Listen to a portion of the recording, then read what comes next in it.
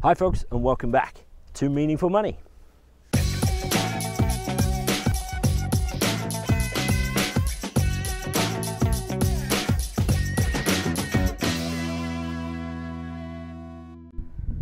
Cool, this is a bit more like it. Check this weather out. Just great to be out here in it. Now I know I got long sleeve shirt and jeans on. I've just been to church though, so I didn't, many people wouldn't dream of going to church in jeans. But I think perhaps a shorts and t-shirt might have been a step too far for the old folks there. So I'm going to carry on something that I introduced quite a few videos ago, actually, before the interviews with Justin Urquhart Stewart, which I hope you enjoyed, by the way. They were really useful and very much fun for me to do. And I talked about something called simple money, and it's this kind of concept that I'm introducing, which I'm hoping will become a book in some form or other. And I'm going to use the videos here to sort of formulate my thinking and refine it as we go along. So simple money I introduced, I can't remember what episode it was, but it's 4 or 5 videos ago. So go back and check that one, but I'm going to recap it very briefly in a minute anyway. So before I do that, my friends down here in the bottom right, 7 Investment Management. They're a firm of investment managers in London. Justin Urquhart Stewart, who we've been hearing from, is the marketing director of 7IM. They do a great job looking after my clients' money at Jackson's. They do a great job looking after what little I've got at this stage in my life. And I'm very grateful to them because they believe in what I do and they're prepared to put their name to it. So thanks very much, guys. Really appreciate it. So simple money, quick recap. It's an acronym, SIMPLE. So S is for setup, getting things in place to sort of get things right. Put these things in place and the rest will fall into place. I is about insurance, protecting yourself against unforeseen circumstances that life can throw at you. M is about making money, investment, and making your money grow. P then is about pensions and retirement, looking towards the sort of more distant future, perhaps, depends on how old you are. L is for later life, the unique challenges that older people face. And then E is a sort of catch-all, everything else at the end. So we'll come to each of those steps in turn. Each step will doubtless take several videos to cover. So we're going to talk about S now and the setup. I'm just going to introduce it. It's going to take us a few videos to do that. Now, if you get your setup right, if you set your plan up right, then you're well on your way to financial planning success. Get it wrong, and you are, I'm afraid, doomed to financial mediocrity. This is something I have absolutely determined personally in my own heart that I will not be financially mediocre going forward. I want to be a financial success. If I'm to be an example to my clients, to my kids more importantly, then I need to get these things right myself. So I'm extremely excited about being able to share this stuff with you.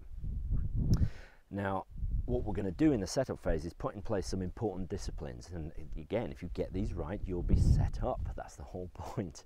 They will serve you very well for the rest of your life. Everybody I know that is wealthy and financially free, in 15 years of financial planning practice, everybody I know that's made it has put these principles in place and stuck to them firmly through thick and thin through their entire lives. We're laying a foundation, a bedrock, which if you build your finances on these foundations, you're not going to be washed away when life throws something at you. So the setup consists of essentially these 3 things. One is putting in place a starter, a basic emergency fund. Right? Just a small amount of money, but enough to cover you against anything fairly significant which crops up. Once we've put that in place, then we are going to get you out of debt. Okay, debt has unfortunately just become a normal part of life. It's just accepted. We even teach our kids to go into debt when they go to university. It's accepted that debt is normal. I'm here to tell you that it isn't. You can go through life without getting into debt, but you've got to look after yourself, right, and not listen to the marketing messages of the credit card companies. So we're going to get you out of debt once and for all and help you to stay out of debt. And then we're going to finish off the emergency fund. We only did a starter one first, but now we're out of debt. We're going to use that money that you've saved because you're not paying payments to credit card companies anymore to rapidly increase the size of your emergency fund. And the whole point of that is so that you never have to borrow money again. Excuse me, little windy pops there. I think I covered it well. You never will have to get into debt again. You will never need to borrow money. Important word, need. You may want to, hopefully, by the time we're on the road, you will want to borrow money less for things which fundamentally don't matter. But you will never need to borrow money again. Tractor going past. So I hope you can still hear me.